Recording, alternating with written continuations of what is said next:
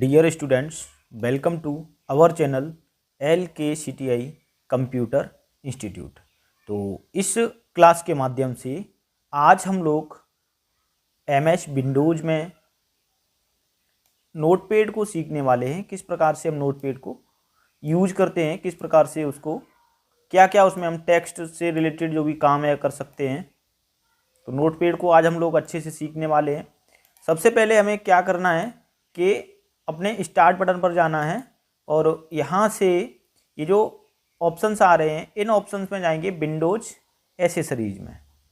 Windows accessories option ये जो आ रहा है इस ऑप्शन पर जाना है और यहाँ से हमें मिल जाएगा नोटपैड ऑप्शन।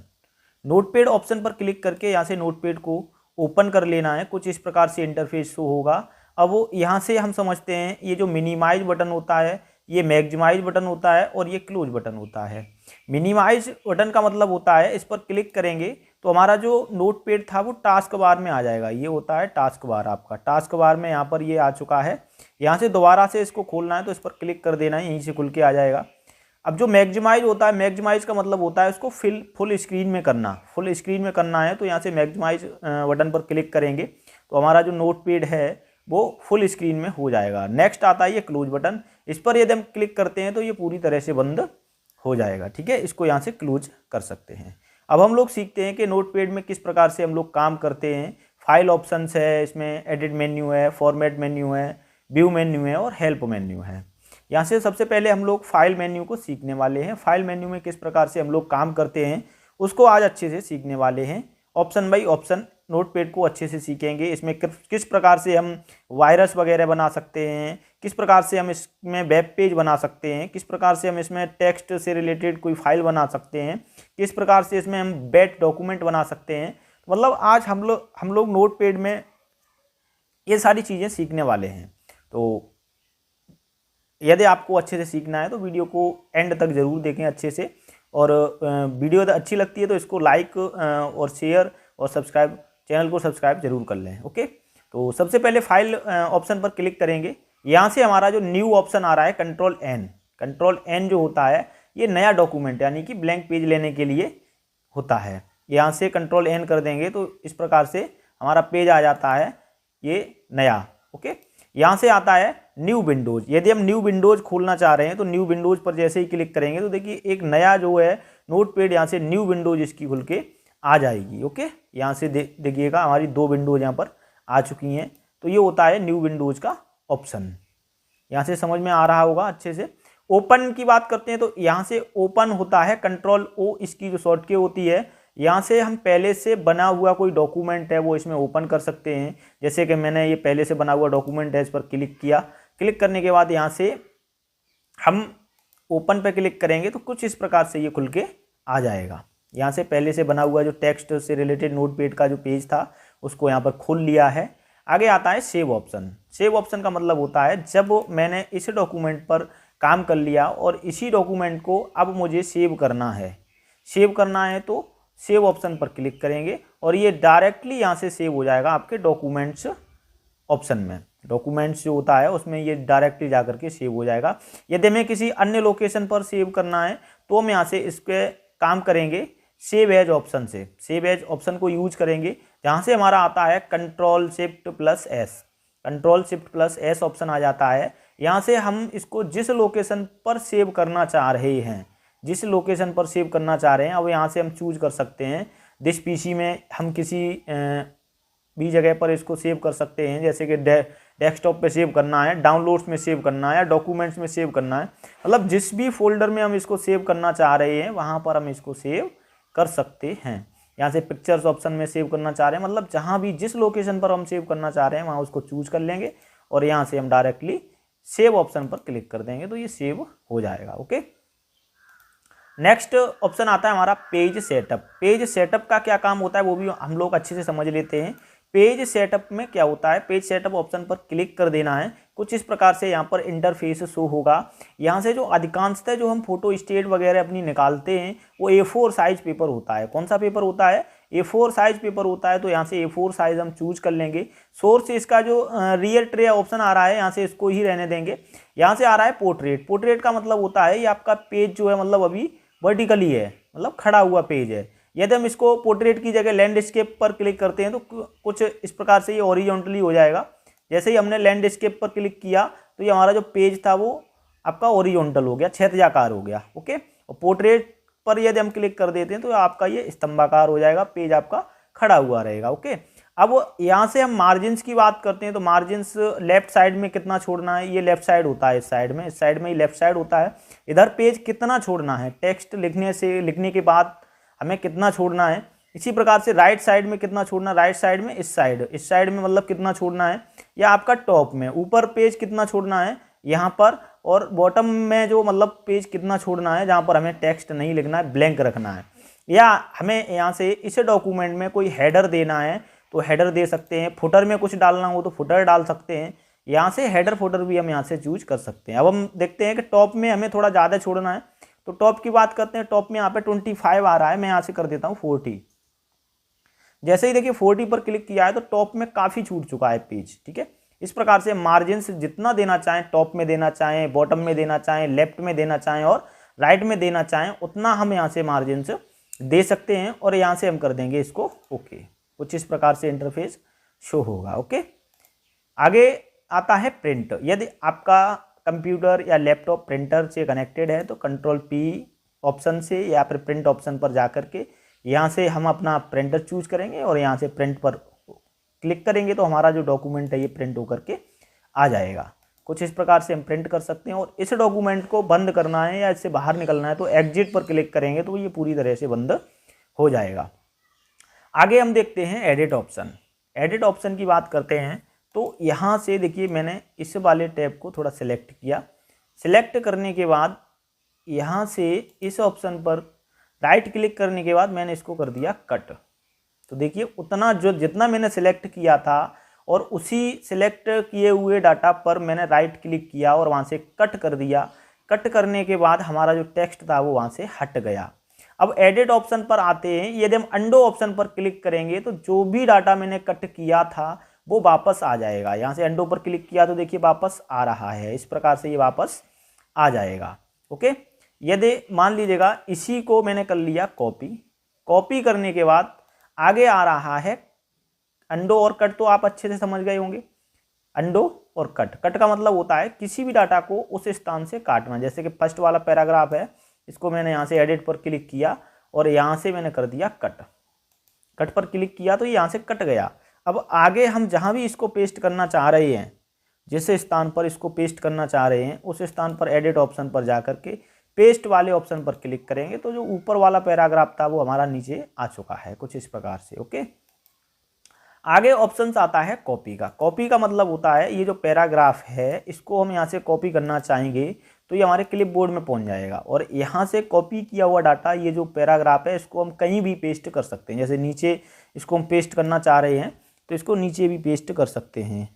यहाँ से इसी ऑप्शन पर जा करके एडिट ऑप्शन पर क्लिक करेंगे और पेस्ट ऑप्शन पर क्लिक कर देंगे तो देखिए नीचे भी ये पेस्ट हो चुका है। ओके, अंडो, कट, कॉपी, पेस्ट, ये चीज़ अच्छे से समझ में आ गई होगी। यहाँ से हम क्या करते हैं, ये वाला जो पैराग्राफ है इसको सिलेक्ट करते हैं। सिलेक्ट करने के बाद और इसको हम डिलीट करना चाह रहे हैं तो यहाँ से डिलीट भी कर सकते हैं। कुछ इस प्रकार से ये डिलीट हो जाएगा। ओके, आगे आ रहा है ब्रिंग सेंटर में लाने के लिए किसी भी टेक्स्ट से रिलेटेड तो Ctrl+E को प्रेस कर सकते हैं यहाँ से। कुछ इस प्रकार से। नेक्स्ट, यदि यहाँ से हमें किसी भी वर्ड को ढूंढना है, मान लीजिएगा मैं फाइंड पर क्लिक कर रहा हूँ। फाइंड पर क्लिक करने के बाद यहाँ से मैंने इसको हटा दिया और मैंने डाल दिया TAB। टैब पर क्लिक किया, या मान लीजिएगा कैन को हम सर्च करते हैं, CAN, कैन को सर्च करते हैं और यहाँ से फाइंड नेक्स्ट पर क्लिक करेंगे तो देखिए कैन, जहाँ भी हमारा कर्सर होगा उससे आगे का जो वर्ड होगा उसको ये ढूंढ के बताएगा कि ये वर्ड हमारा कहाँ पर इस डॉक्यूमेंट में है। ओके, यहाँ से आशा है कि अच्छे से समझ में आ रहा होगा। फाइंड ऑप्शन भी अच्छे से पता चल गया होगा। आगे आ रहा है हमारा फाइंड नेक्स्ट। फाइंड नेक्स्ट का मतलब होता है आगे का जो यहाँ एक कैन था इसके बाद में कैन कहाँ आ रहा है, फाइंड नेक्स्ट ऑप्शन पर पहुँच जाएगा। आगे हमारा आ रहा है फाइंड प्रीवियस। यदि पहले वाला फाइंड करना है तो प्रीवियस पे क्लिक कर देंगे तो पहले वाला ये बताएगा। कुछ इस प्रकार से यहाँ से। ठीक है, आगे आ रहा है रिप्लेस। यदि हम कैन की जगह हम डालना चाहें LKCTI, मैंने LKCTI डाल दिया, और रिप्लेस ऑल का मतलब होता है कि हमारे इस डॉक्यूमेंट में जहाँ भी कैन लिखा हुआ होगा वहाँ क्या हो जाएगा, LKCTI हो जाएगा। रिप्लेस ऑल पर जैसे ही क्लिक किया तो आप लोग यहाँ से देख सकते हैं जहाँ भी हमारा कैन लिखा हुआ था वहाँ पर क्या हो चुका है, LKCTI हो चुका है। कुछ इस प्रकार से आप लोग देख सकते हैं, जहाँ भी हमारा कैन लिखा हुआ था वहाँ पर LKCTI लिख चुका है। ठीक है, कुछ इस प्रकार से हम रिप्लेस कर सकते हैं। अब आगे बात आती है कि किसी भी लाइन पर जाना है या किसी भी पैराग्राफ पर जाना है तो यहाँ से हम डायरेक्टली भी जा सकते हैं। किसी भी गो टू ऑप्शन पर जा करके किसी भी लाइन पर जाना है तो यहाँ से हम जा सकते हैं। ओके, पूरे इस पर जो पूरा टेक्स्ट लिखा हुआ है इसको एक बार में सिलेक्ट करना है, तो इसको कैसे सिलेक्ट करेंगे, एडिट ऑप्शन पर जाएंगे। एडिट ऑप्शन पर जाने के बाद सिलेक्ट ऑल, सिलेक्ट जो ऑप्शन आ रहा है इस पर क्लिक करेंगे तो पूरा जो टेक्स्ट हमारा लिखा हुआ था वो एक बार में सिलेक्ट हो जाएगा। यहाँ से इसको एक बार में हम सिलेक्ट कर सकते हैं। कुछ इस प्रकार से ये सिलेक्ट हो जाएगा।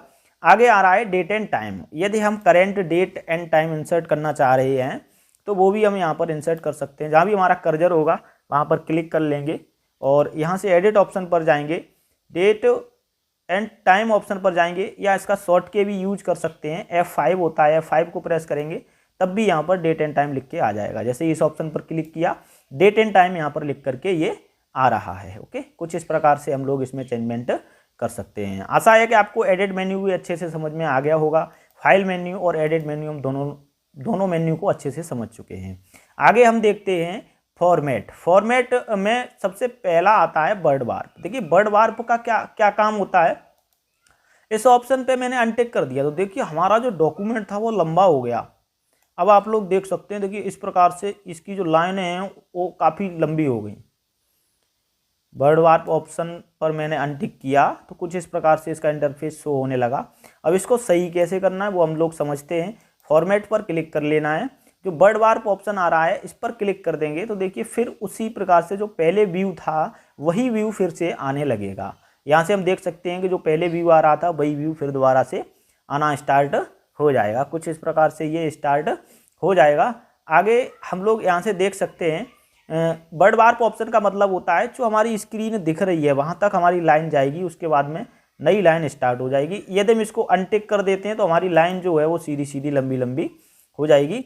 जो भी डाटा हमारा लिखा हुआ था वो एक ही लाइन में आएगा, पूरे पैराग्राफ का एक ही लाइन में आएगा। ओके, जब तक हम पैराग्राफ चेंज नहीं करेंगे तब तक वो हमारी वो लाइन चेंज नहीं होगी। यदि हम इस पर दोबारा से क्लिक कर देते हैं जो पहले व्यू था वही व्यू आ जाएगा। आशा है कि ये ऑप्शन भी अच्छे से समझ में आ गया होगा। आगे हम देखते हैं फ़ॉन्ट। फ़ॉन्ट की बात करते हैं तो देखिए फ़ॉन्ट में क्या होता है, यहाँ से जैसे कि मान लीजिएगा ये हमारा जो सिलेक्टेड टेक्स्ट मैंने सिलेक्ट कर लिया, जैसे कि इस टेक्स्ट को सिलेक्ट किया और इस टेक्स्ट को सिलेक्ट करने के बाद यहाँ से फ़ॉन्ट पर क्लिक कर लिया। कुछ इस प्रकार से हमारा जो फ़ॉन्ट है वो निकल के आ गया। अब यहाँ से फ़ॉन्ट की जो यहाँ से हम फ़ॉन्ट कौन सा, हिंदी का फ़ॉन्ट कोई चूज़ करना चाह रहे हैं तो हिंदी का भी कर सकते हैं। जो भी फ़ॉन्ट हम इसमें से लेना चाह रहे हैं वो फ़ॉन्ट हम यहाँ से ले सकते हैं। जो भी हमें फ़ॉन्ट चाहिए इसमें से वो फ़ॉन्ट हम यहाँ से चूज़ कर सकते हैं। ठीक है, यहाँ से देखिएगा ये सारे फ़ॉन्ट दिए हुए हैं। यहाँ से हम जो भी फ़ॉन्ट लेना चाह रहे हैं वो फ़ॉन्ट हम यहाँ से चूज़ कर सकते हैं। ये सारे फ़ॉन्ट यहाँ पर ये दिए हुए हैं। आप लोग देख सकते हैं कौन सा आपको फ़ॉन्ट चूज़ करना है वो आप फ़ॉन्ट यहाँ से चूज़ कर सकते हैं। आप लोगों के सामने कुछ इस प्रकार से ये फ़ॉन्ट टोटल आ रहे हैं। ओके, जैसे कि मान लीजिएगा ये वाला मैंने चूज़ किया और यहाँ से ओके कर दिया तो कुछ इस प्रकार से ये फ़ॉन्ट हमारा चेंज हो गया। ठीक है, इस प्रकार से हम फ़ॉन्ट को चेंज कर सकते हैं डायरेक्टली। यदि हम इसका साइज़ वगैरह बढ़ाना है तो पहले सिलेक्टेड डाटा कर लेंगे। यहाँ से इसको बोल्ड करना तो देखिए डार्क हो जाएगा। बोल्ड का मतलब होता है डार्क करना, और ये आपको तिरछा भी करना बोल्ड, और ये तिरछा भी करना है ऑब्लिक। यहाँ से ये भी ले सकते हैं, ऑब्लिक लेना चाहें ऑब्लिक ले सकते हैं। बोल्ड और ऑब्लिक दोनों हो जाएगा। देखिए हमारा जो डाटा टेक्स्ट जो लिखा हुआ था वो हमारा बोल्ड भी हो गया और थोड़ा सा तिरछा भी हो रहा है, ऑब्लिक भी हो रहा है। यदि हमारा जो टेक्स्ट लिखा हुआ है उसी टेक्स्ट का यदि हम साइज़ बढ़ाना चाह रहे हैं तो यहाँ पर साइज़ पर क्लिक कर लेंगे और ओके पर क्लिक करेंगे तो उसका साइज़ भी यहाँ से बढ़ जाएगा। और यहाँ से कम करना चाह रहे हैं तो कम भी यहाँ से हम अपनी आवश्यकता अनुसार कर सकते हैं। जो भी हमें टेक्स्ट का साइज़ करना है वो कम भी कर सकते हैं। ओके, तो आगे फॉर्मेट मेन्यू भी हमारा कंप्लीट हो चुका है। आगे हम देखते हैं व्यू मेन्यू। व्यू मेन्यू में बात करते हैं तो यहाँ से जूम ऑप्शन आता है। जूम इन का मतलब होता है पेज हमारा जो है वो जूम होता जाएगा। जूम इन करते जाएंगे, जितना जूम करेंगे उतना जूम होता जाएगा, और जूम आउट करेंगे तो ये अपना ऑटोमेटिकली जो जूम मैंने किया था वो यहाँ से कम हो जाएगा। जूम आउट करेंगे तो ये कम हो जाएगा। यहाँ से यदि हम इसका बढ़ा लेते हैं और आगे हमारा आता है इसी में option restore default zoom. Default zoom क्या होता है, जो हमारा वर्ड पेज में ऑटोमेटिकली जितना जूम होता है उतना जूम हो जाएगा। जैसे ही हम इस पर क्लिक करेंगे तो हमारा ऑटोमेटिकली जूम हो चुका है, डिफ़ॉल्ट जूम हो चुका है। आगे आता है स्टेटस बार। स्टेटस बार हमारा ये यहाँ पर होता है, जहाँ पर हमें ये दिखाई दे रहा है लाइन नंबर, कॉलम नंबर कितने हैं, पेज 100% वैल्यू दिखा रहा है, विंडोज ये UTF-8, ये हमारा होता है स्टेटस बार। ये यहाँ पर शो होने लगेगा और इसको अनटिक कर देते हैं तो ये यहाँ से जो स्टेटस बार अभी जो दिखाई दे रहा था वो यहाँ से हाइड हो चुका है। और यदि हमें इसमें कोई नोटपैड से रिलेटेड कोई हेल्प चाहिए तो हेल्प ऑप्शन पर जा कर के हम यहाँ से व्यू हेल्प भी देख सकते हैं, या नोटपैड के बारे में हम यहाँ से जानना चाह रहे हैं तो हमारा जो कंप्यूटर इंटरनेट से कनेक्टेड है तो हम इसके बारे में जानकारी भी ले सकते हैं। आगे अब हम लोग सीखने वाले हैं कि इसको किस प्रकार से सेव किया जाता है, किस प्रकार से इसको वायरस बनाया जाता है और किस प्रकार से इसको वेब पेज में कन्वर्ट किया जाता है, वो आज हम लोग सीखने वाले हैं। यहाँ से इसी फाइल पर क्लिक करेंगे और सेव एज ऑप्शन पर क्लिक कर देंगे। सेव एज ऑप्शन पर क्लिक करने के बाद यहाँ से इसका जो फॉर्मेट है हम क्या करेंगे, यहाँ से ऑल फाइल चूज कर लेंगे। ऑल फाइल चूज कर लेंगे तो यहाँ से LKCTI जो लिखा हुआ है इसको लिखा रहने देंगे और यहाँ से हम देंगे, इसको नाम देंगे HTML। तो ये हमारा एक वेब पेज में सेव हो जाएगा। यहाँ से इसको डेस्कटॉप पर सेव करना चाह रहे हैं तो ये एक वेब पेज के रूप में सेव हो चुका है। आगे हम बात करते हैं, सेव एज ऑप्शन पर दोबारा से क्लिक कर लेते हैं और यहाँ से यदि हम इसको वेब पेज में ना सेव करके एक वायरस में सेव करना चाह रहे हैं तो इसको एक वायरस में भी सेव कर सकते हैं। वायरस में सेव करना है तो यहाँ से हम कोई भी नाम दे देंगे और उसके बाद में हम डाल देंगे BAT। वायरस का जो एक्सटेंशन होता है वो BAT होता है, ठीक है। BAT डाल लेंगे, .bat कर लिया यहाँ से, और यहाँ से जो टेक्स्ट डॉक्यूमेंट है वो ऑल फाइल पर क्लिक कर लेंगे और यहाँ से हम कर देंगे इसको सेव। तो ये एक वायरस के रूप में सेव हो जाएगा। आगे यदि हम इसको जो नोटपैड की फाइल होती है उसमें सेव करना चाह रहे हैं तो उसमें सेव करने के लिए हमें क्या करना है, यहाँ से TXT सेव करना है और यहाँ से जो इसका फाइल एक्सटेंशन है वो TXT डाल देना है। TXT कुछ इस प्रकार से TXT डाल देना है और यहाँ से इसको सेव कर देना है। तो एक ये जो फाइल है हमारी वो किसके रूप में सेव हो जाएगी, एक प्रकार से जो नोटपैड का डॉक्यूमेंट होता है उसमें सेव ये हो जाएगी। और आगे इसी डॉक्यूमेंट को यदि हम सेव करना चाह रहे हैं और डायरेक्टली हम यहाँ से BAT इसको सेव करना चाह रहे हैं या टेक्स्ट के रूप में सेव करना चाह रहे हैं तो वो भी हम यहाँ से सेव कर सकते हैं। जैसे कि मान लीजिएगा यहाँ से किया BAT सेव किया और यहाँ से जो हमारा था वो ऑल फाइल पर चूज करके यहाँ से मैंने इसको कर दिया सेव। ओके, कुछ इस प्रकार से सेव करने के बाद अब यहाँ से ओपन पर जाएंगे। ओपन पर जाने के बाद जो भी डॉक्यूमेंट्स मैंने सेव किए थे वो सारे सेव यहाँ पर देखिए कुछ इस प्रकार से आएगा। ये हमारा जो टेक्स्ट से रिलेटेड डॉक्यूमेंट जो है वो यहाँ पर सेव हो चुका है। तो आज की क्लास में इतना ही, मिलते हैं नेक्स्ट क्लास में। और ऐसी ही रेगुलर क्लासेस पाने के लिए इस चैनल को सब्सक्राइब जरूर कर लें। जय हिंद, जय भारत।